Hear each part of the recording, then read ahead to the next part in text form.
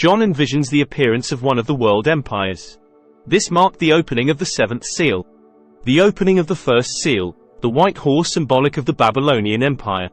Revelations chapter 6 vs 1.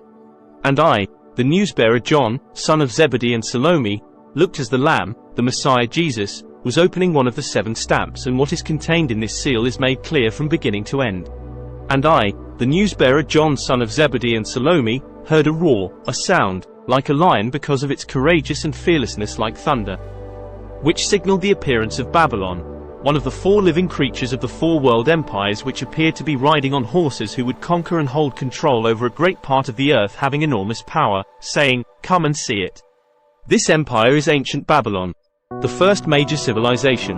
Babylon, the capital of this empire, was founded by Nimrod, mighty warrior, son of Cush, and Semiramis, the great-grandson of Noah. Babylon is also called Shinar, flat plains. Hammurabi was also a ruler of Babylon from 1800 to 1500 BC. He was responsible for a highly centralized government using a body of laws called the Code of Hammurabi, which is the oldest surviving set of laws known to mankind. The Code of Hammurabi are inscribed on a polished black diorite stele or pillar that stands 7.5 feet tall in Akkadian, cuneiform script. It is the largest cuneiform document ever discovered and is now located in the Louvre in Paris. The Second Age of Babylon was under the rule of Nebuchadnezzar II, from 605 to 562 BC. Revelations chapter 6 vs 2. Then I, the newsbearer John, son of Zebedee and Salome, looked, and there was a white horse, a cherubim, those who are close or nearest, that will bring the burdens or events destined to fall upon the planet Earth. Being white to symbolize the weakness of the Caucasian Canaanites. He, Nimrod, carried a bow indicating he was a hunter, rode out as a conqueror of conquerors, for he wanted to rule the whole world. The opening of the second seal, the red horse symbolic of the Greek Empire. Revelations chapter 6 vs 3. And when the Lamb, Tammuz, the Messiah Jesus, opened the second stamp, and what is contained in this seal is made clear from beginning to end. I, the newsbearer John, heard the second living creature, a calf called Master with an aggressive nature, symbolic of ancient Greece, say, "Come and see it." Greece was a lesser kingdom which prevailed after Nebuchadnezzar's Babylon. The Persian Empire, which called Iraq today, was in part responsible for the existence of the Kingdom of Greece. Because of existing tensions and burdens within its kingdom, this great empire became weak, consequently separating into lesser kingdoms. This division produced even lesser kingdoms which later became territories of the Greek Empire.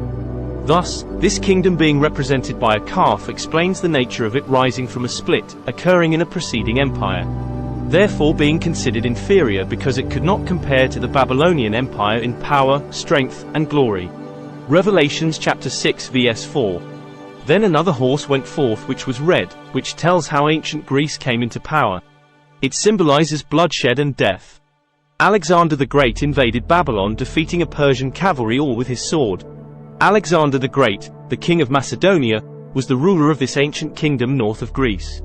Alexander the Great conquered more territories than his predecessor Cyrus. Alexander the Great spreaded Greek civilization throughout Asia and Egypt. Revelations chapter 6 vs 5. And when Tammuz, the Messiah Jesus, opened the third seal, and what is contained in this seal is made clear from beginning to end stamp.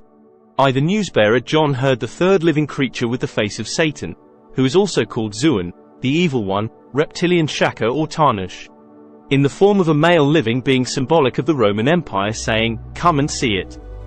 And there was a black horse represented the conflict between Rome and the Nubians of Carthaginian. Those most illustrious leader and warrior was Hannibal, son of Hamilcar Barca. And its ride, Gaius Julius Caesar had with him a scale which was the Roman Empire's numbering system, used for measuring in his right hand. Revelations chapter 6 vs 6.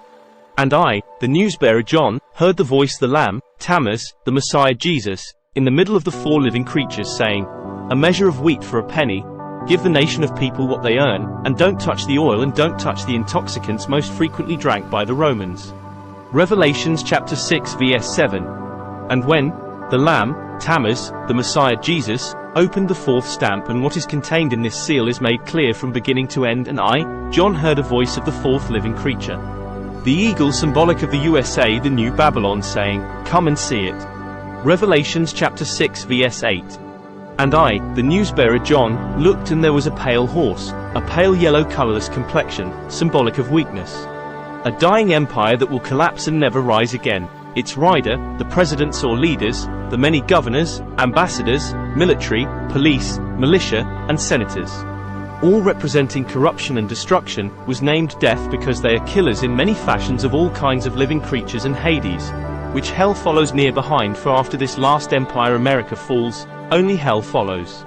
These nations killed by way of swords in wars and hunger and famine, and with death by diseases, and with the beast of the planet Earth. Revelations chapter 6 vs 9.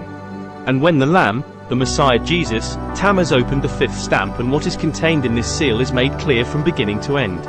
I, the newsbearer John, saw under the altar used for sacrifice, the souls of those who had successfully passed into the next life.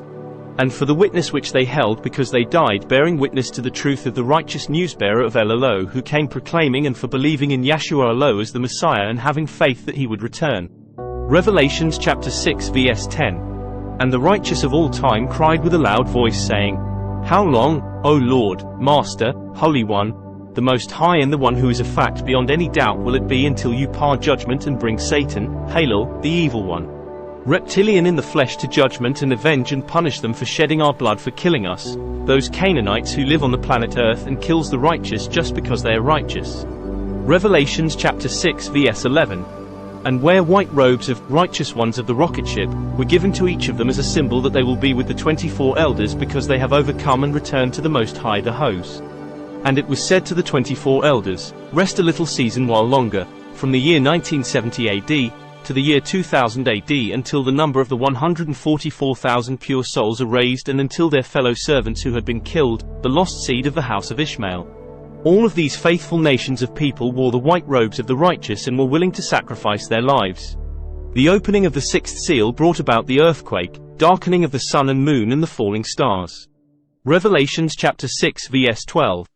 And I, John, saw when he, the Lamb, Tammuz the Messiah Jesus, opened the sixth stamp. There was a violent earthquake, the great earthquake, of the state of California that is to come, and the many occurring since the one in Turkey on March 29, 1970 AD, which marked the prophecy of the seventh seal. The sun became black from the solar eclipse on October 3, 1986 AD, and the moon became as blood. Revelations chapter 6 vs 13. The stars, which were the 29 comets sighted signaling the opening of the seventh seal in 1970 AD, especially Bennett on March 16, 1970 AD, and Halley's comet, last seen in 1986 AD, and this is how it was logged. Revelations chapter 6 vs 14. And the Orion skies rolled up just like a little scroll of my, John's day, which was made of papyrus roll or scroll when it rolled together. And every mountain out of its place, from the smallest of pebbles to the greatest mountains and islands, were overturned. Revelations chapter 6 vs 15. Then the rulers of the planet Earth, and the great men, and the rich, and the chief captains, and the mighty men, all of the popes, ambassadors, presidents, governors, prime ministers, etc., and slaves who work for them, and the freemen, will try to hide themselves in their homes and in the rocks of mountains called apartment buildings, or complexes. Man has spent billions of dollars each year in researching methods of survival through what may result in a nuclear holocaust. He constructed underground cities, not to be mistaken with Shambhala and Arghata, the cities beneath the earth that was formed by the west wind of the Crystal City, which tore into the center of the planet Earth, which at that time was called Tiamat, exploded and made a hollow space in the center of Earth. The west wind became a 600-mile diameter sun, and was trapped in place there, and sustained the life of the inner world. Revelations chapter 6 vs 16. And the great men of this world said to the mountains and rocks, Fall on us and hide us. Man will hope to hide from Eli, but this will be impossible, from the face of him that is sitting on the seat of the throne, and from the wrath of the Lamb, the Messiah Jesus, known in ancient times as Tammuz. Revelations chapter 6 vs 17.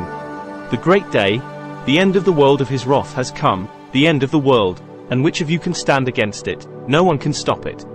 That's a wrap to Revelations chapter 6 video. We hope you found this information helpful. If you did, please give this video a thumbs up and consider subscribing to our channel as we continue our journey through the true meaning of the book of Revelations.